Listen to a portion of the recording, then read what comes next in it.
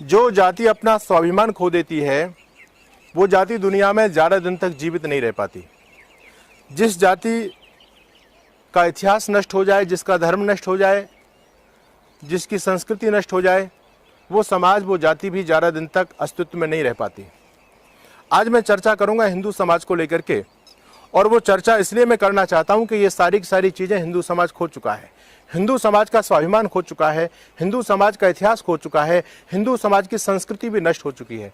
जी हाँ, मैं आपको बताना चाहता हूँ कि मुसलमान लोगों ने आज तक मोहम्मद साहब को नहीं छोड़ा, ईसाई लोगों ने आज तक ईसा मसीह को नहीं छोड़ा, बौद्ध लोगों ने भगवान बुद्ध को नहीं छोड़ा, जैनी लोगों ने महावीर स्वामी को नहीं छोड़ा, और तो और छोटा सा देश है इजराइल, उस इजराइल में रहने वाले यहूदी लोगों ने आज तक इब्राहिम को नहीं छोड़ा। लेकिन हम लोगों ने भगवान राम को छोड़ दिया, भगवान कृष्ण को छोड़ दिया, देवी सीता को छोड़ दिया, भगवती दुर्गा को छोड़ दिया। अब हम लोगों को ये सोचना है कि हम जा किस दिशा में रहें। बड़ी हैरानी की मुझे बात होती है कि मुसलमान लोगों ने अपने धर्म ग्रंथ कुरान को नहीं छोड़ा।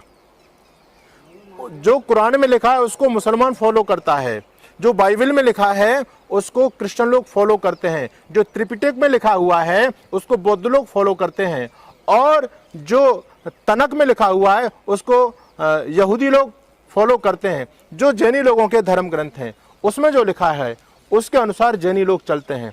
लेकिन मैं पूछना चाहता हूं, क्या हिंदू समाज को अपने धर्म ग्रंथ के बारे में जानकारी है? हिंदू समाज को यह भी नहीं पता कि हमारा धर्म ग्रंथ क्या है, हमारा धर्म क्या है।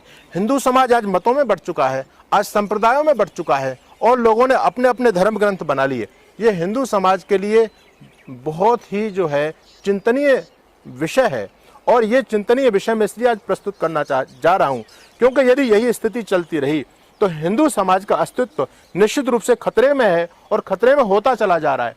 आज हमारे हिंदू समाज में नित्य नूतन भगवानों की एक बाढ़ चलती चली आ रही है, और वो बाढ़ कुछ तो अपने ही लोग बन रहे हैं, लेकिन कुछ विधर्मी लोग जो हिंदू समाज को दिग्भ्रमित करने जा रहे हैं। और विधर्मी लोगों की तो बात छोड़ दीजिए, सबसे बड़ा जो फॉल्ट है वो अपने अंदर है, अपने हिंदू समाज के अंदर है। हिंदू समाज जिसको पूजता है उसके बारे में उसको कोई भी जानकारी नहीं है। हम जिन चित्रों की पूजा करते हैं उन चित्रों की पूजा करने से पहले हमारा दायित्व है कि हम उनके पहले चरित्र को जानें। आप जिसकी भी पूजा करते हैं उसका चरित्र के बारे में जानकारी होनी बहुत जरूरी है, और यही भूल हिंदू समाज करता है। हिंदू समाज केवल पूजता है, उसके पीछे क्या भाव है लोगों का, क्यों उसको पूजना चाहिए, इसका कोई जवाब, कोई उत्तर हिंदू समाज के पास में नहीं है।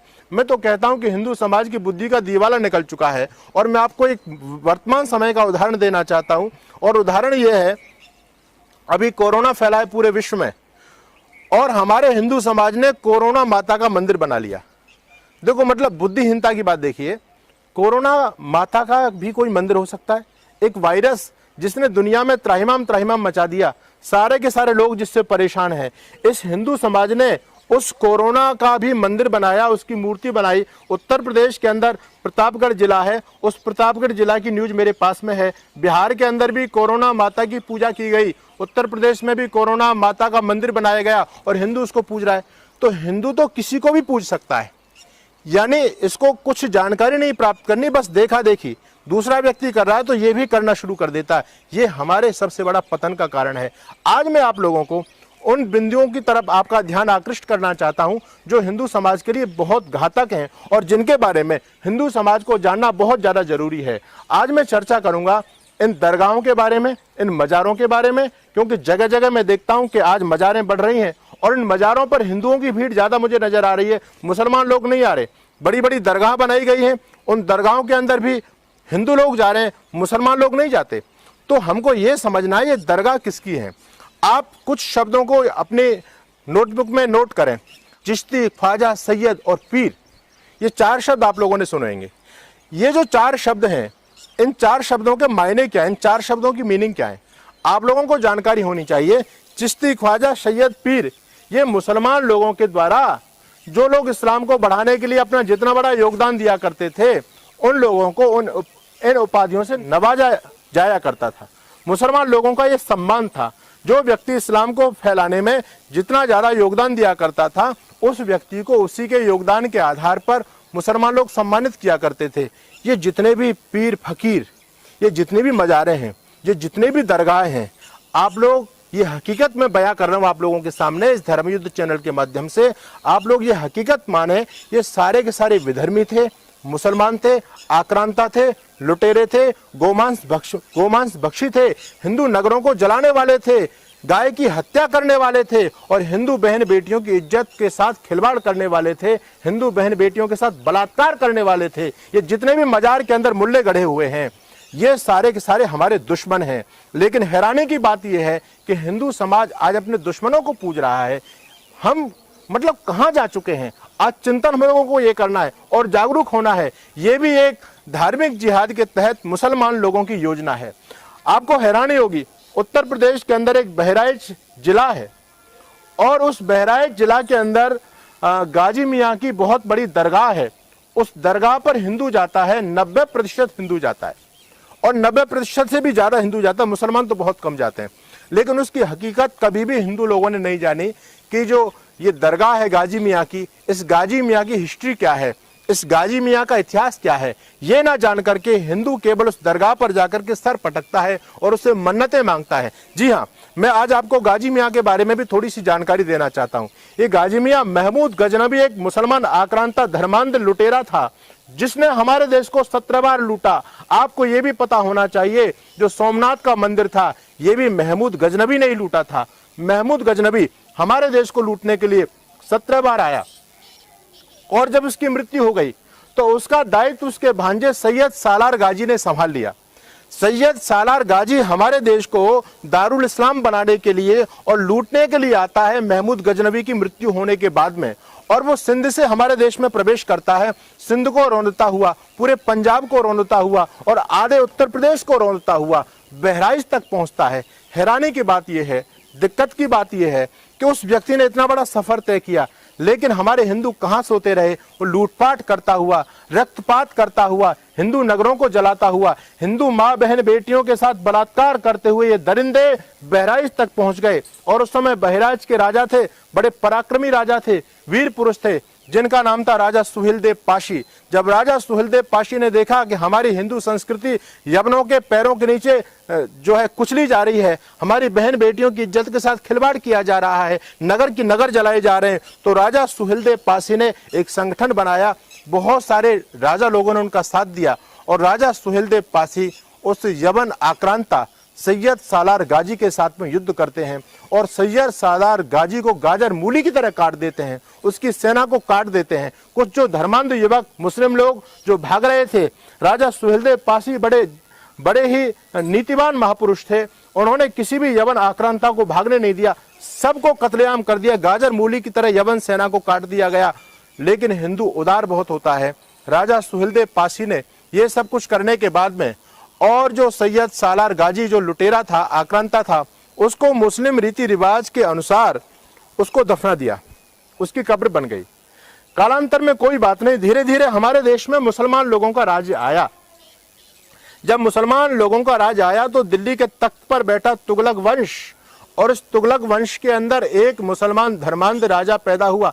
हालांकि मुसलमान कोई भला नहीं होता, सारे के सारे धर्मांध होते हैं।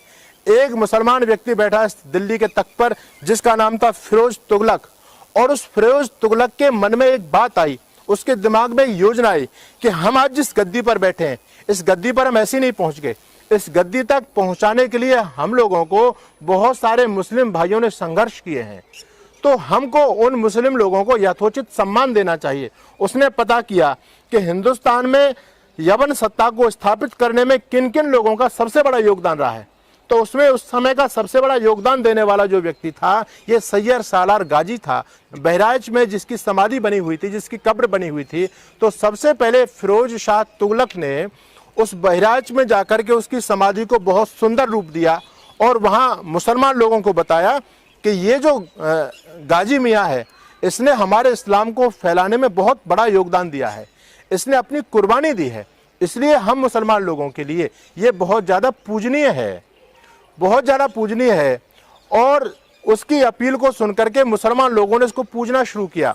लेकिन दुर्भाग्य की बात यह है, मुसलमान लोगों को देख देख करके हिंदू लोगों की भी आज भीड़ लग रही है। हिंदू लोगों ने ये नहीं जाना कि ये सालार गाजी कितना बड़ा अत्याचारी था, पापाचारी था, दुराचारी था, बलात्कारी था, और हिंदू लोगों को मारने का इसने काम किया। लेकिन दुर्भाग्य है ओ हिंदू जाति, तुझको ये भी नहीं पता कि तुझको पूजा किसकी करनी है।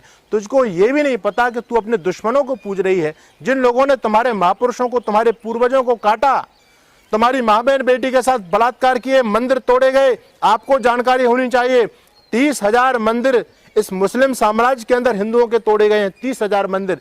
जिन बदमाश लोगों ने हमारे देवस्थानों को तोड़ा, उन्हीं नालायक लोगों की हम लोग पूजा कर रहे हैं। ये हम हिंदू समाज के लिए शर्म की बात है। और मैं आपको निवेदन करना चाहता हूं आप लोगों के सामने, आज अजमेर में हम जाते हैं तो चिश्ती ख्वाजा की दरगाह है अजमेर के अंदर भी, और ये दरगाह एक अजमेर में और बहराइच के अंदर नहीं है, ये पूरे देश में बीमारी फैली हुई है।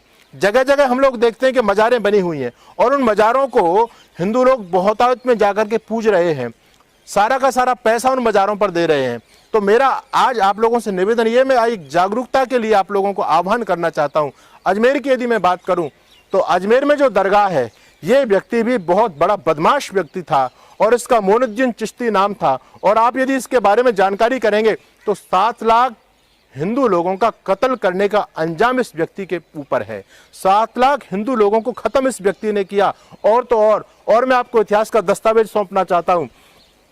पृथ्वीराज चौहान जो अंतिम हिंदू सम्राट थे, पृथ्वीराज चौहान को हरवाने में सबसे बड़ा योगदान यदि किसी का था, अपने जयचंद भी थे, लेकिन सबसे बड़ा योगदान जो था वो मोइनुद्दीन चिश्ती का था। ये व्यक्ति जासूसी का काम करता था और जासूसी के तहत इसने वहां से अरब देश से उस मुसलमान आक्रांता को बुलाया और सारा का सारा जो योजना घटित हुई, पृथ्वीराज चौहान की पराजय हुई और मुसलमान आक्रांता उनको पकड़ करके ले गए। उसके बाद में जो अजमेर नगरी में लूटपाट हुई थी, उसके बाद जो हिंदू माँ बहन बेटियों के साथ जो बलात्कार किए गए थे, और तो और जो संयोगिता पृथ्वीराज चौहान की रानी थी, उनकी जो पत्नी थी, उस संयोगिता के साथ बलात्कार करने वाला यही मोइनुद्दीन चिश्ती था। न जाने इसने लाखों हिंदू बहन बेटियों की इज्जत के साथ खिलवाड़ किया। लेकिन धिक्कार है हिंदू जाति तुझको, तू आज उस बलात्कारी, हिंदू द्रोही, हिंदू संस्कृति को नाश करने वाले की दरगाह पर जाकर के भी सर पटकता है। ये हिंदू लोगों के लिए बड़ी विडंबना की बात है। एक नहीं, ऐसे अनेक हैं। जगह जगह मज़ारें आप देख रहे हैं और आजकल मज़ारें भी खरपतवार की तरफ बढ़ती चली जा रही हैं। ये भी उन लोगों का एक एजेंडा है और एजेंडा इसलिए है कि मज़ारों में कुछ तो मज़ारें ऐसी थी जहाँ पर मुसलमान लोगों को दफनाया गया, लेकिन कुछ मज़ारें जो नई बनाई जा रही हैं वो एक एजेंडे के तहत, वो एक योजना के तहत बनाई जा रही हैं। और योजना इन लोगों की क्या है, आप लोग देखते हैं कि जहाँ कहीं भी वो लोग एक स्थान को देखते हैं, स्थान खाली है, जगह बहुत महत्वपूर्ण है, तो वहाँ जाकर के मुसलमान लोग कुछ ईंटें थपथपा देते हैं, हरे रंग से उसको कलर कर देते हैं, हरा कपड़ा उस पर डाल देते हैं, अगरबत्ती जला देते हैं। बस इतना सारा कुछ हिंदू लोगों को मूर्ख बनाने के लिए पर्याप्त है। हिंदू लोग जाते हैं और उस पर फिर जो है ना पैसों की बरसात होने लगती है। धीरे धीरे जब पैसा एकत्रित हो जाता है, हिंदू लोगों का कोई विरोध नहीं होता, तो धीरे धीरे वो लोग क्या करते हैं, उसको बड़ा रूप देते हैं, मस्जिद का रूप देते हैं। अब मजार छोटी हो जाती है, मस्जिद बड़ी हो जाती है, मस्जिद की 4 दीवारी हो जाती है, ये सब कुछ चलता है। इसके सब कुछ करने के 3-4 कारण हैं। सबसे पहला कारण ये है कि मुसलमान लोगों की जो टारगेट है वो हिंदुस्तान में जो भी महत्वपूर्ण जगह हैं, जो भी मतलब सबसे महत्वपूर्ण जगह है, उस महत्वपूर्ण जगह को हथियाना है। और किस लिए हथियाना है? इसलिए हथियाना है, आप लोगों ने देखिए कि जितनी मज़ारें बन रही हैं ये सारे के सारे हाईवे के साथ हैं, किसी चौराहे पर हैं। बहुत मतलब लोकेशन जो है इनकी वो बहुत ही ज़बरदस्त है। वो इसलिए है कि जब भी हिंदुस्तान में जंगे हालात बनेंगे, क्योंकि वो लोग जानते हैं कि एक दिन समय वो आएगा जब हिंदू लोगों को काटना है। ये इनकी कुरान कहती है कि हर काफिर का कत्ल करना उनका धर्म है। तो वो लोग जानते हैं कि जब काफिरों के साथ में जंग होगी, उस समय इनकी जो भी मज़ारें हैं जिन्होंने मस्जिद का रूप ले लिया है, उनमें पर्याप्त हथियार उनको उपलब्ध हो जाएगा, आने जाने की व्यवस्था होगी, वाहन वहाँ एक अच्छी तरह से सुरक्षित दृष्टि से वाहन भी वहाँ पहुँच सकते हैं। तो पहला टारगेट इन लोगों का ये है कि ऐसे ऐसे जो मुख्य पॉइंट हैं उन जगहों को पहले ही अपने कब्जे में ले लिया जाए। और दूसरा ये है कि इन मज़ारों के बनने से इन मुसलमान लोगों को धन भी बहुत प्राप्त होता है, तो इनकी आर्थिक आवश्यकताएं भी पूरी होती हैं। और जो चौथा जो इनका मकसद चल रहा है, आप लोग जानते हैं कि ये लोग इतनी योजनाएं बना करके लग रहे हैं, इतनी योजना बना के लगते हैं कि हम लोग सोच नहीं सकते। तो एक योजना के तहत जगह को कब्जाना है, जब जंग की स्थिति आएगी तो उन्हीं जगह का ये लोग इस्तेमाल करेंगे। इनकी हर मस्जिद, इनकी हर एक मस्जिद एक आयुध फैक्ट्री है, आयुध भंडार है। यानी वहाँ आपको हथगोले मिलेंगे, वहाँ आपको बम मिलेंगे, वहाँ आपको बंदूकें मिलेंगी, वहाँ आपको तलवारें मिलेंगी। वो उनके पास पर्याप्त रूप में सारे के सारे हथियार उपलब्ध हैं। मदरसों पर छापा पड़ा है, मस्जिदों पर छापा पड़ा है, तो सब लोगों ने देखा है कि वहाँ पर्याप्त मात्रा में अवैध हथियार मिले हैं।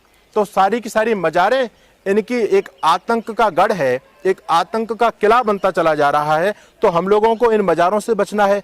इसकी हकीकत मैं आपको बता रहा हूँ, इनमें कोई शक्ति नहीं है। इनमें सारे के सारे ऐसे लोग दफनाए गए हैं।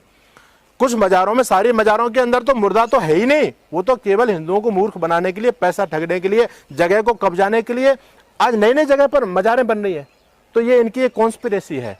और वास्तव में जो पुरानी मजारें थी, इन मजारों को हिंदू समाज को इसलिए नहीं पूजना चाहिए कि ये सारी की सारी मजारें विदेशी हमलावर, विदेशी आक्रांता, गो हत्यारे, जिन्होंने हिंदुओं के धर्म को नष्ट किया, ऐसे लोगों के द्वारा ये ऐसे लोगों की मजारें हैं। जब वो लोग मर गए, मार दिए गए, तो मुसलमान लोगों ने उनकी मजारें बना दी।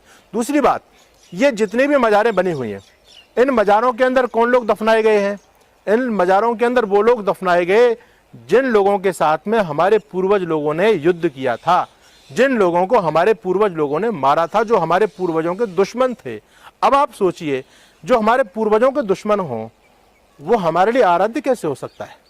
वो हमारा भी दुश्मन होगा। हमारे पूर्वजों ने धर्म संस्कृति की रक्षा करते करते ऐसे नालायक लोगों को मारा था, मौत के घाट उतारा था। उन लोगों की ये मजारें हैं, लेकिन उन पूर्वजों की संतानें अपने दादा परदादा के दुश्मन लोगों को पूज रही है। ये हिंदू समाज के लिए बहुत ही शर्म की बात है। दूसरी बात मैं कहना चाहता हूं कि अगर आप लोग मजारों को पूजते हैं, तो मैं आपसे एक प्रश्न करता हूं, क्या इन मजारों के अंदर, क्या इन पीर पैगंबरों के अंदर हमारे भगवान राम, भगवान कृष्ण, देवी दुर्गा, भगवती से ज्यादा शक्ति है क्या?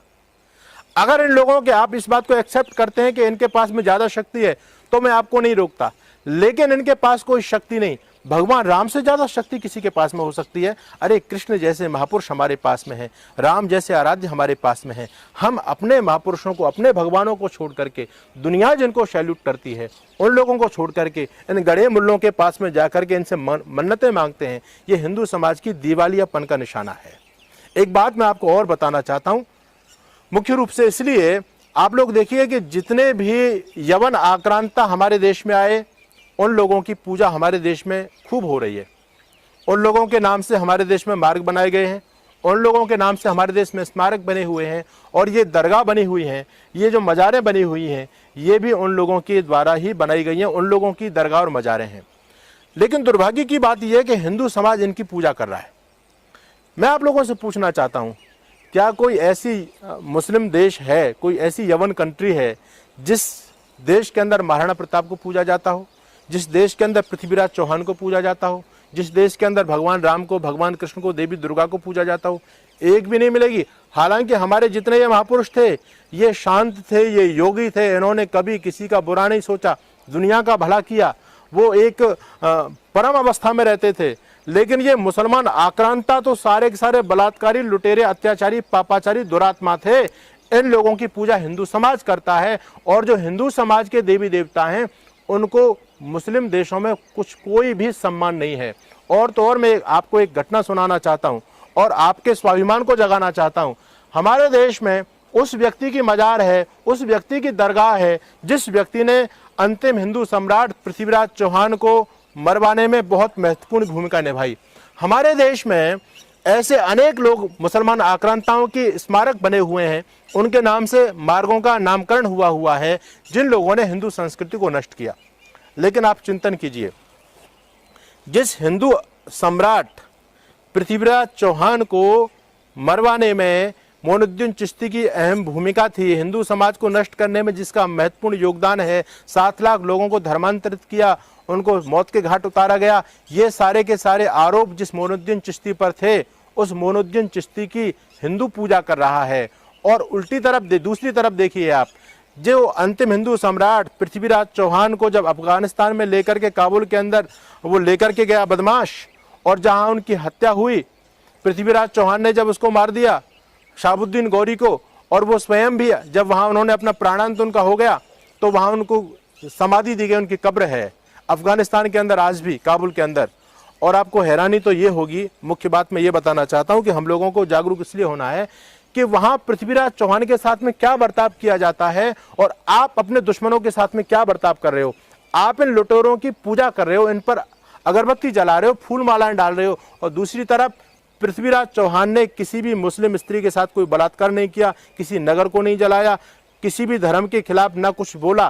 केवल उसका जो गुनाह था वो इतना था कि वो काफिर था, वो हिंदू था, और हिंदू होना ही एक बहुत बड़ा गुनाह है। वर्तमान समय में मुसलमान लोगों के लिए हिंदू होना बहुत बड़ा गुनाह है। हिंदू को काफिर मानते हैं और काफिर का कत्ल करना उनकी कुरान में लिखा, उनका धर्म माना जाता है। तो पृथ्वीराज चौहान की जो वहां पर कब्र है, जो समाधि है, आपको जानकारी होनी चाहिए, उस समाधि पर एक जूता पड़ा रहता है, और जो भी राहगीर वहां से निकलता है वो राहगीर 4 जूते उस समाधि पर लगाता है। और उससे पूछा जाए कि ये क्यों, ये सारा का सारा वाकया हमारी सबके प्रकाशित हुआ था जिस समय विमान कांड हुआ था, विमान का अपहरण हुआ था और कंधार में वो विमान चला गया था। तो हमारे यहाँ के पत्रकार भी वहां पहुंचे थे और उन्होंने ये सब कुछ देखा था। तो उन लोगों ने ये प्रश्न किया ये किसकी कब्र है और उस पर जूते क्यों लगाए जाते हैं। तो वहां के लोगों ने बताया कि भारत के सम्राट पृथ्वीराज चौहान की ये कब्र है और इसको इसलिए जूते लगाए जाते हैं कि इसने हमारे देश के सम्राट शहाबुद्दीन गौरी को मार दिया था और ये काफिर था, और वहां पृथ्वीराज चौहान के साथ जो व्यवहार किया जाता है, आप देखो आपके महापुरुष के साथ यमन कंट्री में क्या व्यवहार किया जाता है, और आप अपने दुश्मनों को पूज रहे हैं। इसलिए हिंदुओं, मैं आप लोगों को यही एक चेतावनी देना चाहता हूं, आप लोगों से एक आग्रह करना चाहता हूं, अपने धर्म अपनी संस्कृति पर गौरव करो। हमारी संस्कृति, हमारा धर्म, हमारे महापुरुष, दुनिया में ऐसा कोई धर्म नहीं, दुनिया में कोई संस्कृति नहीं। और जब हम अपने देश के इतिहास को पढ़ते हैं तो हमारा सीना फूलने लगता है। अहो कितने सौभाग्यशाली हम लोग हैं कि हमने भारत जैसे देश में जन्म लिया है, जिस देश के हम इतिहास को देखें तो इतना गौरवशाली इतिहास दुनिया में किसी भी देश का, किसी भी संस्कृति का, किसी भी जाति का इतना गौरवशाली इतिहास नहीं है जितना हिंदू समाज का है। लेकिन दुर्भाग्य की बात यह है कि हिंदू समाज इतना सब कुछ होने के बावजूद भी समाप्त होने की तरफ जा रहा है, और जिन लोगों का ना कुछ इतिहास है, ना कुछ मान्यता, ना कुछ संस्कृति है, वो लोग आगे बढ़ गए। मुसलमान लोगों ने केवल 1450 सालों में धरती पर 47 देश बना दिए। क्रिश्चियन लोगों ने केवल 2000 सालों में धरती पर लगभग 150 देश बना दिए, और हम लोग खत्म होते चले जा रहे हैं। क्यों खत्म होते चले जा रहे हैं? इसलिए कारण मैंने आप लोगों को बताया था कि जो जाति अपने स्वाभिमान को खो देती है, जो अपने महापुरुषों को खो देती है, जो अपनी संस्कृति को खो देती है, वो जाति भी ज्यादा दिन तक जीवित नहीं रह सकती। उसको मरना पड़ता है, उसको मिटना पड़ता है। न हिंदू लोगों की अपनी कोई भाषा है, न हिंदुओं की कोई संस्कृति है, न हिंदुओं का कोई भगवान है। हमने भगवान राम को छोड़ा, भगवान कृष्ण को छोड़ा, नित्य नूतन भगवानों को हम पकड़ रहे हैं। तो हम लोगों को ये चिंतन करना है। वैदिक सिद्धांतों को, वैदिक भजनों को, वैदिक ज्ञान को प्राप्त करने के लिए आप वैदिक राष्ट्र यूट्यूब चैनल को सब्सक्राइब करें, लाइक करें और अपने कमेंट्स सुझाव देते रहें। आपका बहुत बहुत धन्यवाद।